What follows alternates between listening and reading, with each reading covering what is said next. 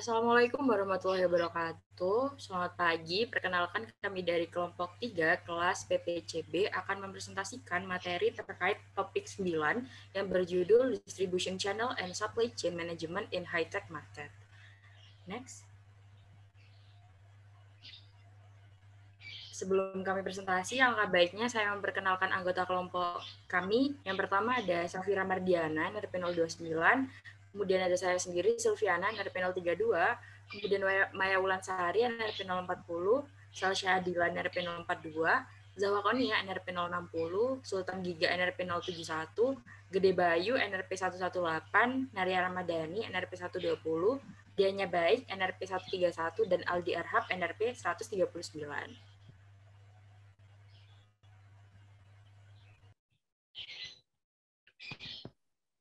Pertama kita bahas distribution channel. Jadi distribution channel itu adalah rantai bisnis atau perantara yang dilalui barang atau jasa hingga mencapai pembeli akhir atau konsumen akhir. Saluran distribusi dapat mencakup grosir, pengecer, distributor, dan bahkan internet. Jadi di sini ada 3 jenis saluran distribusi yang mencakup produsen, grosir, pengecer, dan konsumen akhir. Yang pertama, ada yang mencakup keempat saluran itu, yaitu ada produsen, grosir, pengecer, dan konsumen. Yang kedua, itu memotong grosir, di mana produsen ini menjual langsung ke pengecer yang menjual produk ke konsumen akhir. Yang ketiga, ada model direct to consumer, di mana produsen ini menjual produknya langsung ke konsumen akhir.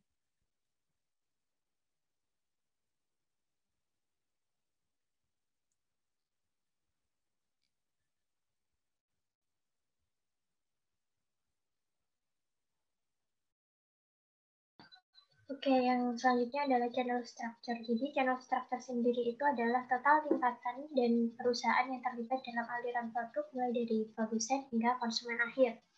Nah, ini ada 3. Ada yang pertama direct channel, saluran langsung. Jadi untuk distribusi langsung ini adalah pendekatan langsung ke konsumen di mana pihak manufaktur akan mengontrol semua aspek distribusi, yakni berupa indirect channel yang dimiliki oleh perusahaan, misalnya tenaga penjualan perusahaan, lalu situs perusahaan, dan gerai retail milik perusahaan. Lalu yang kedua ada indirect channel. Nah, ini merupakan distribusi tidak langsung, jadi menggunakan perantara di antaranya. Nah, untuk indirect channel ini berarti yang pertama menyediakan jumlah atau variasi yang banyak untuk pelanggan, lalu yang kedua menyediakan layanan dan fungsi fasilitas lainnya, misalkan dari perantara sendiri itu mereka berfungsi sebagai pihak yang menyimpan barang atau menyimpan persediaan, lalu yang akan memajangnya untuk dilihat para konsumen dan mempekerjakan tenaga penjualan untuk menyerahkannya ke tangan pelanggan, lalu berkomunikasi dengan pengguna akhir secara langsung, lalu yang selanjutnya ada efisiensi kontak, misalkan dengan menggunakan media internet, lalu mendelegasikan kompetisi industri distribusi dan logistik. Selanjutnya.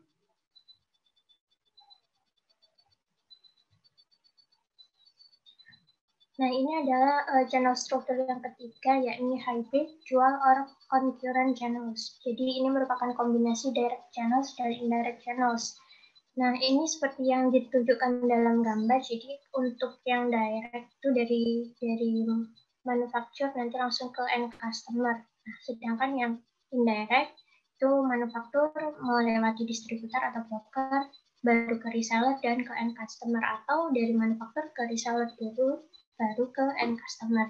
Nah, contohnya sendiri ada PT Excel Axiata, di mana PT Excel Axiata ini yang pertama dia memiliki sistem tidak langsung, yakni dengan memiliki saluran distribusi yang menjalin perjanjian kerjasama dengan perdagangan di area tertentu, lalu perdagangan di regional tertentu, dan untuk menyalurkan produk kepada pemakai melalui retailer independen. Nah, untuk direct channel-nya sendiri, PT Excel Axiata ini menyalurkan produk dari melalui outlet Excel Center, lalu dari bank melalui ATM dan phone banking, dan serta retail outlet di hypermarket. Next.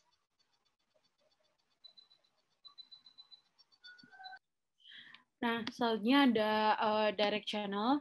Nah, Direct channel itu atau saluran distribusi langsung ialah bentuk penyaluran barang-barang ataupun jasa dari produsen kepada konsumen dengan tidak melalui perantara. Nah, untuk high-tech product sendiri itu memiliki 3 jenis saluran distribusi langsung, yaitu yang pertama adalah penjualan langsung atau direct sales, lalu yang kedua ada sales over company website atau penjualan melalui situs web perusahaan, dan yang terakhir adalah sales through company owned retail outlets atau penjualan melalui perusahaan gerai retail yang dimiliki. Nah, yang pertama ada direct sales and the interface between sales and marketing, di mana direct selling atau penjualan langsung adalah metode penjualan barang atau jasa tertentu yang dilakukan secara langsung dengan tatap muka.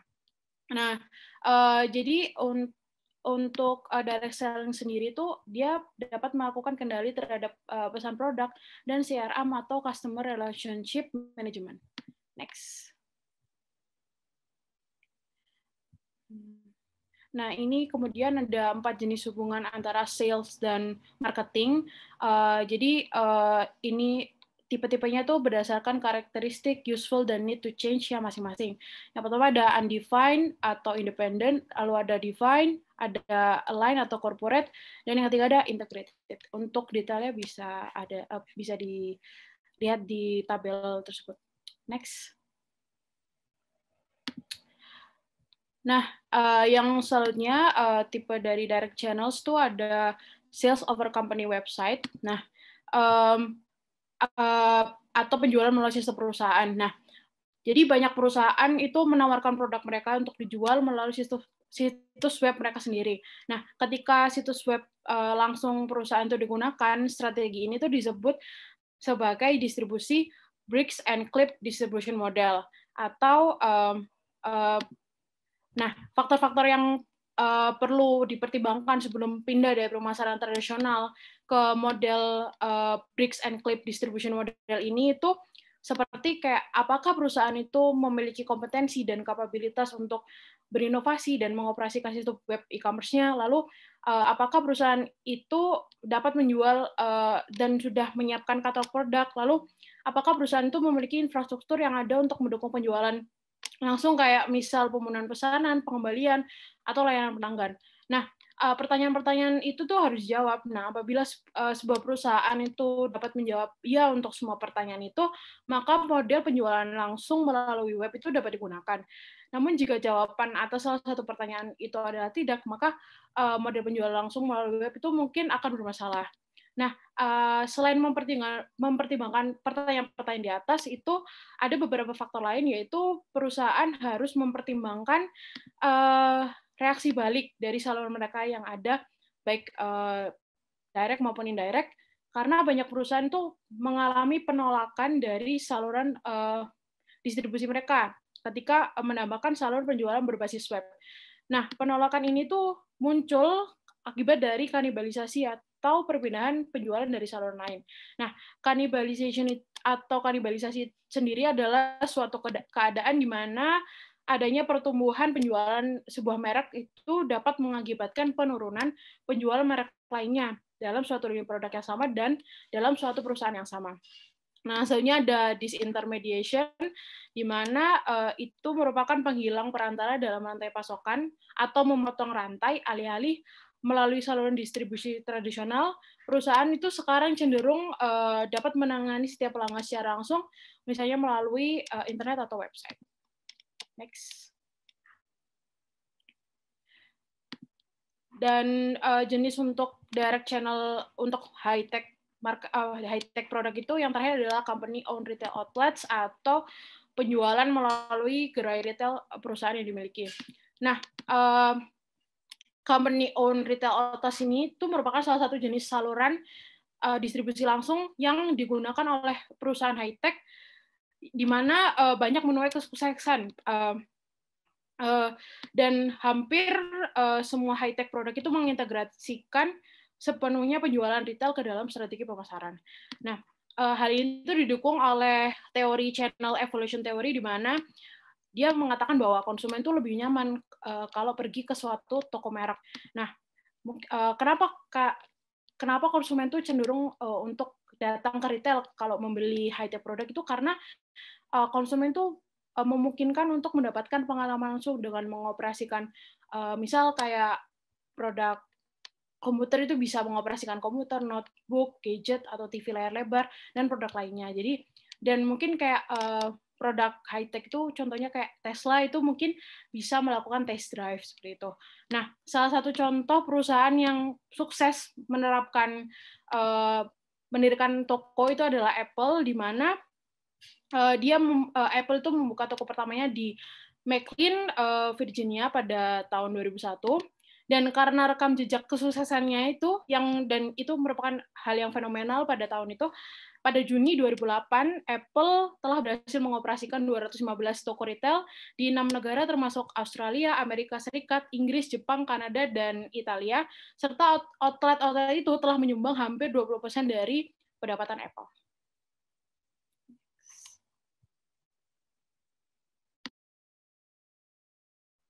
Selanjutnya ada indirect channel atau saluran distribusi tidak langsung. Jadi indirect channel itu merupakan bentuk saluran distribusi yang menggunakan jasa perantara dan juga agen untuk menyalurkan barang maupun jasa kepada konsumen. Di mana saluran tidak langsung ini tuh bergantung pada satu atau lebih perantara untuk membantu produsen dengan berbagai fungsi salurannya seperti penjualan dan pemasaran, layanan dan dukungan pelanggan, pergudangan, dan lain-lain. Contoh dari indirect channel sendiri itu ada toko retail offline, toko retail online, katalog, kios, dan lain-lain. Kemudian saat menggunakan saluran tidak langsung atau indirect channel itu perlu memperhatikan jenis perantara dan jumlah perantara yang akan digunakan. Jenis perantaranya sendiri itu dibagi jadi dua, yaitu ada distributor dan reseller, di mana kalau distributor itu membeli dari pabrik dan menjual ke perantara lain, seperti reseller atau pengecer yang akan menjual ke pengguna akhir. Sedangkan kalau resellernya sendiri itu menyediakan produk atau layanan yang sesuai dengan kebutuhan pengguna akhir. Kemudian untuk jumlah perantara yang digunakan itu, saat menggunakan saluran tidak langsung, perusahaan itu harus memutuskan berapa banyak perantara yang akan digunakan dalam setiap wilayah. Karena ketika sebuah perusahaan itu memiliki banyak dealer di area manapun, seiring dengan yang lain dalam suatu wilayah untuk menjual produk perusahaan. Nah, jika terjadi persaingan antar merek yang berbeda atau interbrand competition, maka persaingan itu akan bersifat sehat karena setiap dealernya menjual produk dari merek yang berbeda. Sedangkan jika terjadi persaingan antar yang sama atau intra-brand competition, persaingan itu akan bersifat tidak sehat karena dapat menyebabkan konflik dan penurunan harga. Next.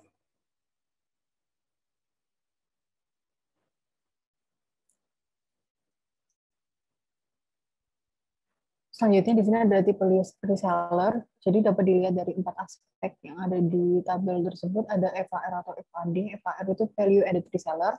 FAD itu value added distributor. Kemudian ada sistem integrator, inbound versus outbound, dan tradisional intermediaries. Di mana karakteristik dari aspek FAR atau FAD itu dapat menambah nilai suatu produk sesuai dengan keahlian masing-masing dan dapat menyesuaikan dengan pasar vertikal. Pasar vertikal itu pasar produk yang dirancang untuk industri tertentu. Kemudian karakteristik dari aspek sistem integrator itu, reseller itu dapat mengelola produk-produknya secara khusus ataupun mengelola proyek besar dan kompleks. Kemudian untuk karakteristik aspek inbound dan outbound, reseller itu dapat memiliki etalase produk untuk menarik pelanggan ataupun mereka dapat menghubungi pelanggan secara langsung. Kemudian untuk karakteristik aspek tradisional intermediaries itu reseller dapat menggunakan berbagai cara seperti mass merchandiser, itu strategi retail yang menggunakan harga sedang hingga rendah pada barang dagangannya untuk meningkatkan omset penjualan. Kemudian dapat menggunakan kategori killers, itu seperti nama lain dari suatu toko retail besar yang berspesialisasi dalam beragam lini produk. Kemudian dapat menggunakan mom and pop store, itu seperti bisnis kecil yang dimiliki oleh anggota keluarga yang sama, dan franchise. Next.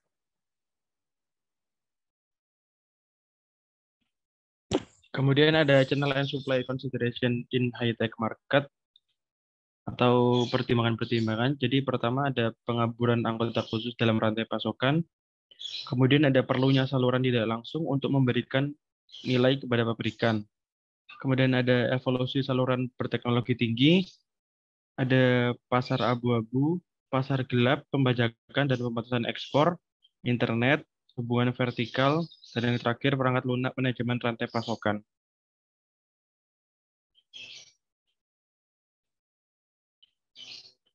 Nah, ini ada evolution of high tech.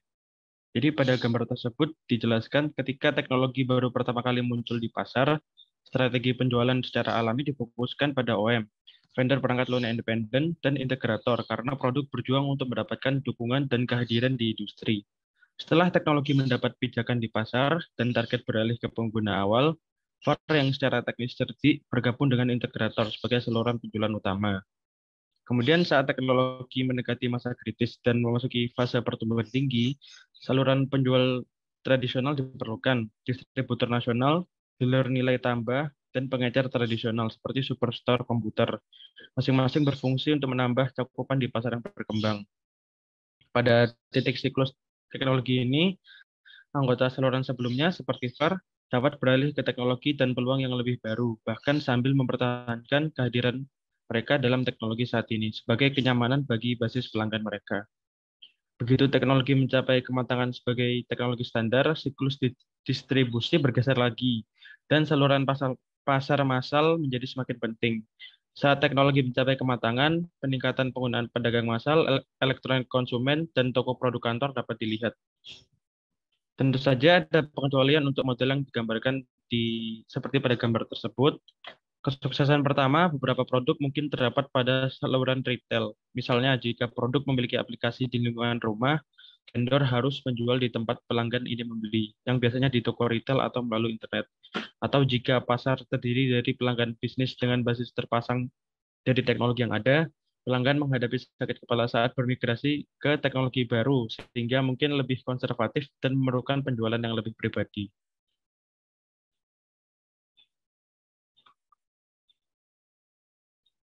Selanjutnya yaitu channel management. Channel management ini berkaitan dengan kontrol dan juga kepemimpinan untuk mendorong kerjasama dan juga koordinasi dalam sebuah organisasi. Nah, pada bagian ini akan dibahas mengenai mekanisme tata kelola yang digunakan dalam channel management dan juga masalah hukum yang terjadi. Untuk yang pertama yaitu mekanisme tata kelola yang merupakan serangkaian proses atau kebijakan dalam pengelolaan dan juga pengontrolan suatu perusahaan. Untuk mekanisme tata kelola ini terdapat dua pendekatan yang dapat digunakan.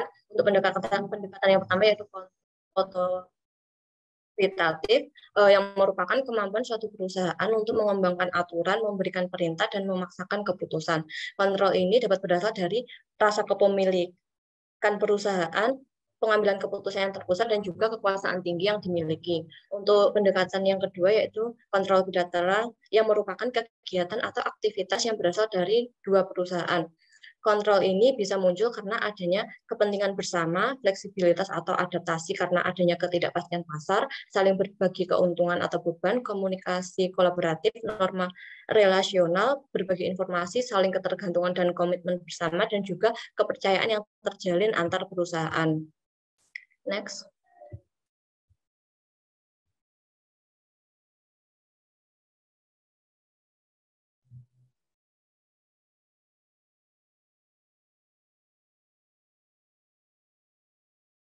Saat hubungan dari tata kelola perusahaan sudah terjalin, selanjutnya digunakan strategi untuk memberikan pengaruh terhadap kemampuan dari seluruh anggota. Di sini terdapat dua strategi pendekatan yang dapat digunakan. Yang pertama yaitu dengan strategi pengaruh koersif. Strategi ini didasarkan pada janji dan juga ancaman. Untuk efektivitas dari penggunaan strategi ini diperoleh dari ketergantungan pada pemasar. Nah, sehingga kepastian pada pemasar. Yang kedua yaitu pengaruh non-kursif. Pengaruh ini didasarkan pada informasi dan juga argumen persuasif. Strategi pengaruh non-kursif ini yang paling efektif digunakan melalui argumen rasional yang berasal dari pembuatan klaim, pemberian bukti, dan juga mendesak anggota untuk melakukan sesuatu berdasarkan bukti yang telah ada. Next.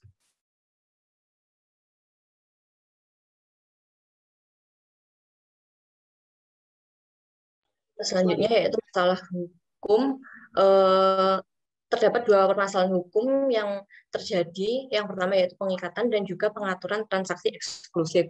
Untuk pengikatan sendiri merupakan proses penjualan produk dengan permintaan tinggi bersyarat pada pembelian produk kedua. Atau dengan kata lain ini, pengikatan ini dapat terjadi ketika pembeli ingin membeli sebuah produk tapi harus membeli produk tertentu sebagai persyaratan tertentu. Untuk yang kedua yaitu pengaturan transaksi eksklusif, di mana pada pengaturan ini membatasi dealer untuk membawa satu merek produk tertentu. Padahal pada dasarnya pada transaksi ini dapat melibatkan ketersediaan komponen pada rantai pasokan. Pengaturan transaksi eksklusif ini merupakan kontrak persyaratan di mana penjual setuju untuk menjual produk atau layanan kepada pembeli tertentu dan ketika pembeli juga setuju untuk membeli persyaratan produk atau layanan dari penjual tersebut. Next.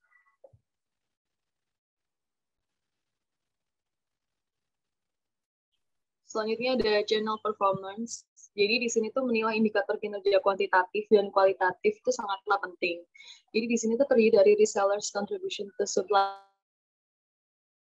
profits, lalu dari resellers contribution to supplier sales, resellers contribution to growth, resellers competence, resellers compliance, resellers adaptability, resellers loyalty, dan customer satisfaction with reseller. Next. Nah, di sini, managing hybrid channels. Jadi tujuannya ini adalah ada 3 tujuan. Yang utama yaitu meningkatkan cakupan, menjaga efisiensi biaya, dan meminimalkan konflik. Nah, secara keseluruhan itu terdapat 2 langkah. Yang pertama, mengumpulkan data pasar, dan yang kedua, menyelaraskan dengan teori kontingensi. Next. Yang pertama kita bakal ngomongin tentang langkah yang pertama, yaitu mengumpulkan data pasar. Di sini kita menilai apa aja sih? Jadi menilai modal cakupan, peluang pasar, analisis manfaat atau biaya, saluran spesifik, besarnya konflik, dan tingkat kanibalisasi. Lalu secara efektif ini tuh mengkomunikasikan justifikasi untuk strategi distribusi secara logika dan hitungan. Next.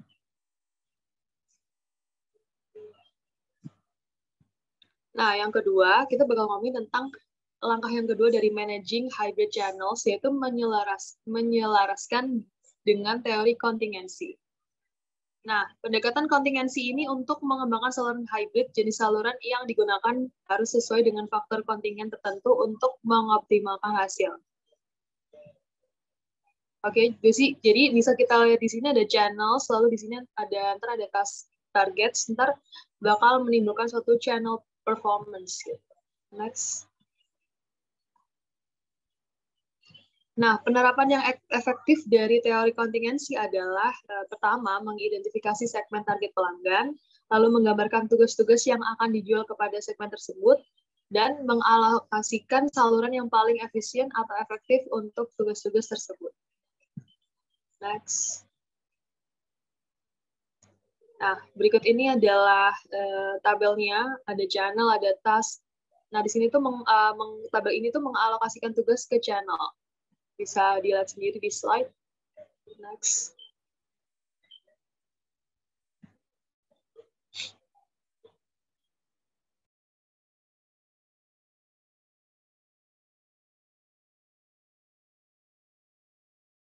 Nah, selanjutnya ada multi-channel marketing outer considerations. Nah, ini ada 3 poin. Yang pertama, jangka waktu hubungan. Yang kedua, CRM. Yang ketiga, kompensasi. Next. Nah, ada emergency consideration distribution for digital goods. Yang pertama, sektor strategi ekor panjang, yakni Blockbuster versus Nice. Aturannya 80/20. Selanjutnya ada bergerak lambat 80% atau menguntungkan. Nah, jumlah produk di long tail lebih besar dari head. Next.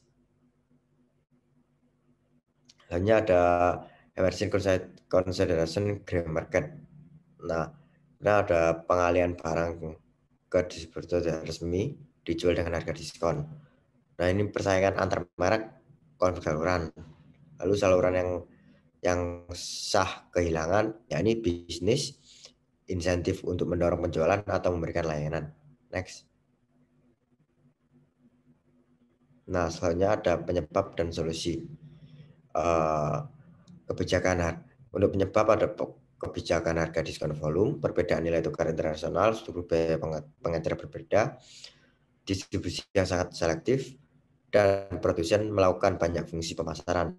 Dan solusinya ada 5 juga, yakni hilangkan penjualan ke sumber pasar abu-abu, hilangkan masalah arbitrase atau kebijakan satu harga, tingkatkan penetrasi, kumpulan informasi tentang masalah pasar abu-abu, lakukan pengukuran kinerja yang konsisten secara internal. Next. Kemudian setelah membahas terkait grey market, di sini membahas terkait black market. Jadi black market itu apa sih? Jadi black market itu dapat didefinisikan sebagai sektor kegiatan ekonomi yang melibatkan transaksi ekonomi ilegal, khususnya pembelian dan penjualan barang dagangan secara tidak sah. Atau dengan kata lain, black market ini merupakan kondisi pasar di mana suatu negara itu mengimpor barang dari negara lain, tetapi barang yang masuk itu tidak melalui tahapan bea cukai dari negara itu, sehingga dia barangnya itu dibebaskan dari pajak yang mengikat di negara itu. Nah, untuk kategori barang high teknologi pada umumnya kebanyakan black market itu pada produk handphone. Nah, untuk contoh produk sendiri itu yang pertama bisa berupa barang palsu dari sebuah produk atau juga bisa produk bajakan. Nah, terutama barang yang bermasalah dengan unit one cost structure. Nah, untuk mengatasi permasalahan ini, beberapa negara itu sudah melakukan pembatasan ekspor, terutama di US. Pembatasan ekspor ini sendiri bertujuan untuk melindungi kepentingan keamanan dari suatu negara. Nah, tetapi pembatasan ekspor ini tidak selamanya memiliki dampak positif bagi negara tersebut, tetapi juga dapat menimbulkan dampak negatif. Nah, yang pertama, friendly country yang sebelumnya menjadi rekan bisnis atau rekan pengimportan itu akan menjadi restricted country, yang artinya mereka tidak mau lagi melakukan import ke negara yang melakukan pembatasan ekspor. Nah, untuk impact yang kedua yaitu negara-negara lain yang biasanya melakukan kegiatan ekspor impor akan mencari pemasok yang lain. Nah, untuk dari wilayah di dalam negara yang melakukan pembatasan ekspor itu mungkin mereka akan mencari pemasok dari wilayah lokal negara itu. Next. Kemudian ada uniqueness distribution requirement, di mana distribusi requirement ini ditujukan untuk mengembangkan pasar atau yang disebut dengan BOP market. Nah, keadaan di mana ketika high technology firm itu berusaha untuk memenuhi kebutuhan pasar BOP atau pasar yang sedang dikembangkan, harus disadari bahwa infrastruktur distribution channel antar negara itu dapat saja berbeda. Contohnya, distribution channel di negara maju dan negara berkembang itu sudah pasti berbeda. Maka, high technology firm ini perlu melakukan rancangan baru terhadap cara pendistribusian produk mereka itu dari awal. Maka dari itu, hal yang perlu dipertimbangkan, yang pertama ya, ini terkait keterjangkauan dan pengalaman belajar, kemudian ada distribusi fisik dan promosi produk, yang ketiga ada sumber energi alternatif, dan yang terakhir yaitu direct channel atau melatih channel baru yang ada di negara tersebut. Next. Selanjutnya, ini membahas terkait supply chain management. Sebagaimana kita ketahui, supply chain management atau manajemen rantai pasok itu merupakan manajemen logistik dari komponen yang masuk atau raw material dalam proses pembuatan produk. Nah, dengan kata lain, supply chain ini juga bisa dikatakan di mana kondisi manajemen logistik dari bagaimana barang itu masuk berupa raw material sehingga akhirnya itu barang itu bisa didistribusikan kepada konsumen atau kepada supplier yang lain. Nah, untuk menciptakan supply chain management yang efektif, diperlukan kecocokan antara arus masuk produk dengan permintaan pasar atau yang biasa disebut dengan demand backward approach. Nah, supply chain management sendiri ini memiliki beberapa tujuan. Yang pertama yakni untuk mengurangi inventaris sebagai barang dalam proses, kemudian untuk mengurangi waktu siklus dari produk itu sendiri, dan yang terakhir yakni untuk menautkan pelanggan secara elektronik. Nah, tetapi ada juga beberapa tantangan yang perlu dihadapi perusahaan ketika mereka menerapkan supply chain management, yang mana yang pertama ya ini siklus hidup dari produk high technology itu kebanyakan itu semakin pendek. Kemudian permintaan akan produk dari waktu ke waktu itu juga akan terus berubah, sehingga diperlukan pembaruan dari supply chain management dari masing-masing perusahaan. Next.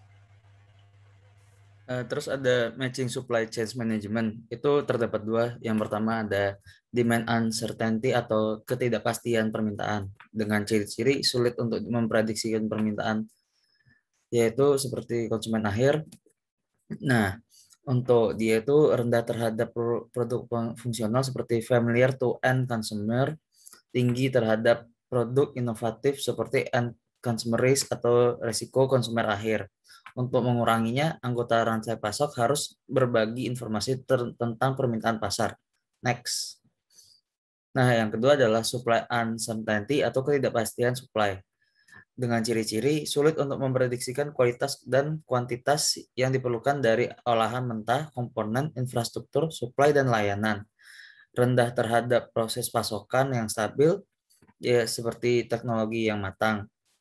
Dan terus tinggi terhadap proses pasok yang berkembang, seperti teknologi yang berubah-ubah, basis pemasok yang tidak diketahui.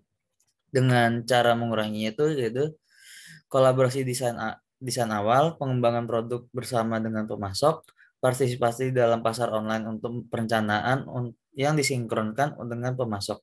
Next. Nah, dan ini adalah bagian dari matching supply chain strategi to uncertainty. Bisa dilihat. Next. Dan ini adalah beberapa dari matching supply chain strategi to uncertainty. Ada efficient supply chain, responsive supply chains, risk hedging supply chains, dan yang terakhir agile supply chains. Next. Sekian, terima kasih dari presentasi kami. Mohon maaf bila ada salah kata. Wassalamualaikum warahmatullahi wabarakatuh.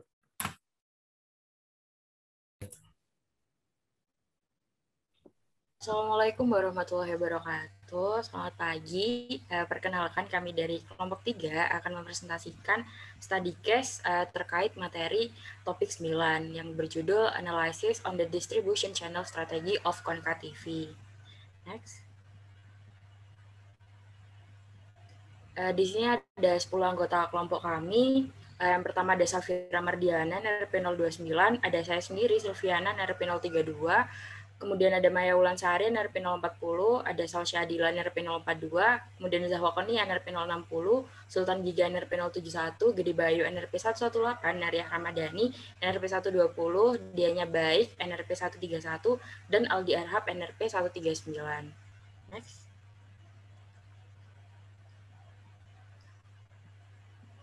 Yang pertama ya, ini terkait latar belakang dari study case ini. Nah, seperti kita ketahui saat ini merek industri TV itu semakin meningkat dan persaingan semakin ketat. Untuk mencapai pembangunan jangka panjang dan berada dalam posisi yang kompetitif, perlu dicari kekurangan sendiri atas dasar distribution channel strategi yang ada. Kemudian juga diperlukan untuk menggali dan mengupayakan optimalisasi dan inovasi channel strategi, sehingga dapat merealisasikan biaya perusahaan dan mencapai visi akhir perusahaan dalam menghadapi waktu dan kesulitan. Oleh karena itu, upaya mengoptimalkan dan berinovasi pada distribution channel strategi adalah tugas perusahaan yang paling penting. Kini, salah satu brand industri TV yang berada di Tiongkok, yaitu Konka TV, perlu melakukan penyusunan terkait langkah-langkah serta ide khusus untuk melakukan optimalisasi dan inovasi pada distribution channel strategi mereka untuk dapat bersaing di lingkungan pasar yang kompetitif. Next.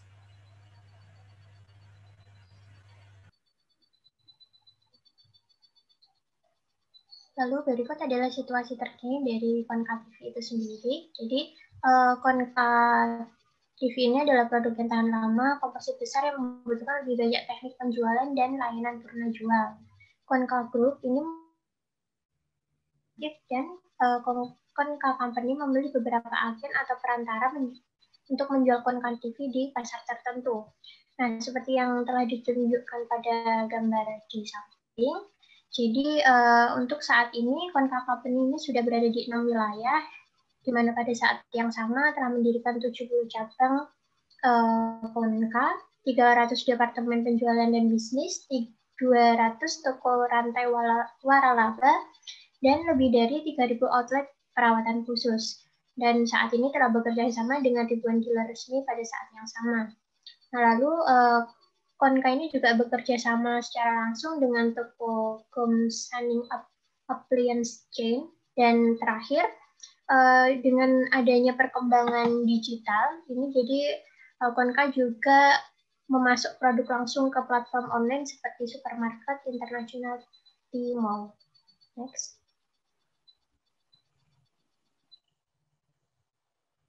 Kemudian ada masalah dalam strategi saluran distribusi TV Konka. Jadi yang pertama ada tingginya biaya distribusi. Dengan latar belakang industri peralatan rumah tangga, membuat Konka TV sedikit berada di dalam tekanan. Distributor besar kini memiliki beragam pilihan merek, sementara produsen TV Konka berharap lebih banyak distributor yang memilih Konka TV. Dengan cara grup Konka TV mensubsidi depresiasi prototipe dengan imbalan dealer tetap mengoperasikan Konka TV. Ada ribuan dealer resmi Konka di seluruh negeri, dan sampel yang ditempatkan di toko mereka setiap hari menjadi usang. Dalam hal ini, biaya distribusi yang setiap hari dihadapi Konka sangat besar.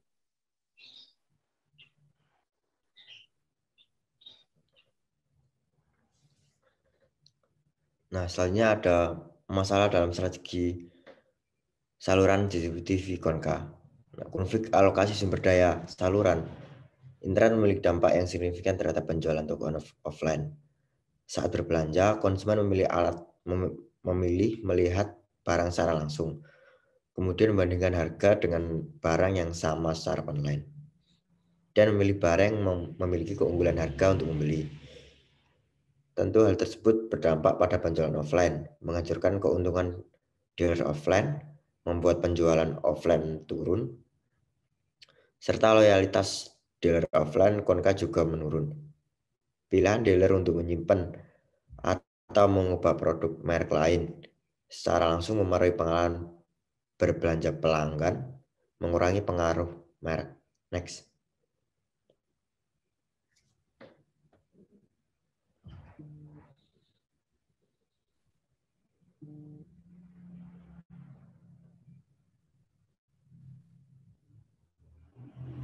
Selanjutnya yaitu sulitnya manajemen anggota saluran. Untuk mengurangi biaya, peningkatan efisiensi, dan menghilangkan ketergantungan yang berlebihan pada saluran perantara, produsen alat Konka menggunakan perantara untuk mendirikan toko terminal atau outlet penjualan mereka sendiri secara lokal, pabrikan, dan terminal kontrak penjualan untuk mencapai jarak nol, mempromosikan kontrol terminal saluran perusahaan produksi dan kemampuan manajemen, respon yang cepat, kebiasaan belanja konsumen, dan preferensi konsumen, agar lebih dekat dengan pasar dan meningkatkan pengalaman belanja konsumen. Namun yang menjadi tantangan dan kesulitan tersendiri adalah dalam manajemen para salesman.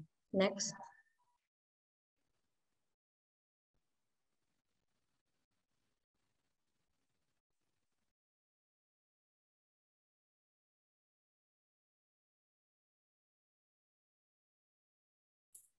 Untuk bagian ini adalah significant of the study display buyer photo album reduce business distribution cost. Yang pertama adalah produsen TV Konka perlu memperhatikan kinerja produk, nilai jual inti, dan harga harus dituliskan pada stiker dalam bentuk bahan peledak agar menarik perhatian pelanggan secara sekilas. Yang kedua, memberikan layanan after sales khusus Konka TV menggantung diri di pintu-pintu para pelanggan.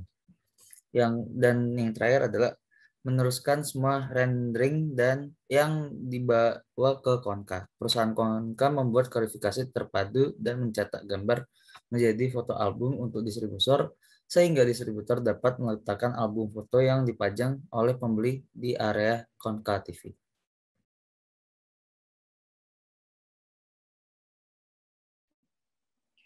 Selanjutnya ada combine online dan offline to realize the product model area system. Nah, produsen Konka TV itu perlu menggabungkan produk online dan offline, menetapkan beberapa produk sebagai model penjualan online dan beberapa sebagai model toko offline, dan bagian terakhir sebagai harga online dan offline terpadu untuk menghilangkan kontradiksi yang paling kritis. Nah, kedua, secara teratur mengirimkan salesman elit untuk mengadakan sesi pelatihan untuk melatih distributor tentang teknik retail terbaru. Dan akhirnya menerapkan sistem kode produk dan produk yang dikirim ke setiap area penjualan ditandai dengan kode unik dan gaya produk sedikit berubah. Hal ini membuat konsumen merasa pasarnya berbeda dan produknya akan berbeda.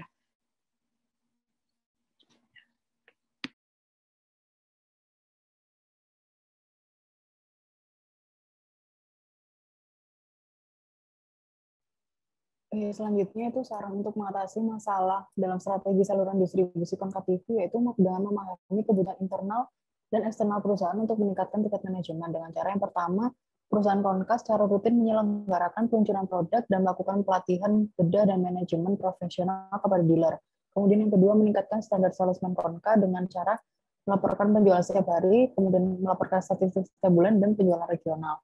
Kemudian yang ketiga, melakukan pelatihan rutin yang diadakan untuk mempromosikan budaya perusahaan Konka, menceritakan produk TV baru Konka, menganalisis tren pasar terkini, dan melatih loyalitas penjual kepada Konka.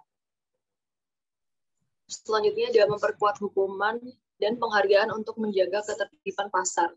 Jadi dealer ini akan menandatangani kontrak perjanjian yang berisikan akan menjual produk dalam kisaran wajar dari harga eceran yang sudah ditetapkan kantor pusat dan menghukum dealer yang mengubah penggunaan barang. Jika pengiriman yang melanggar hukum dilakukan ke distributor lain tanpa persetujuan dari kantor pusat, pasokan akan dihentikan atau pengembalian uang akan ditahan. Sedangkan jika dealer memenuhi persyaratan kantor pusat akan mendapatkan hadiah tertentu.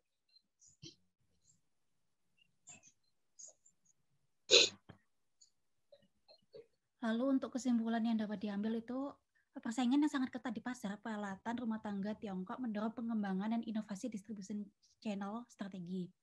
Pemasaran produk alat listrik rumah tangga didorong untuk beralih dari gaya ekstensif ke gaya intensif, ketika brand, teknik produk, harga, dan tren layanan menjadi homogenisasi. Distribution channel strategi yang merupakan elemen penting dari strategi penjualan bagaimanapun juga menentukan apakah perusahaan dapat berhasil dalam lingkungan pasar. Dalam perkembangannya ke depan, distribusi Konka TV harus menggabungkan strategi produk, strategi saluran, dan strategi promosi bersama-sama untuk membangun sistem pemasaran untuk memberikan dukungan bagi pengembangan distribusi pasar alat rumah tangga Cina di masa depan.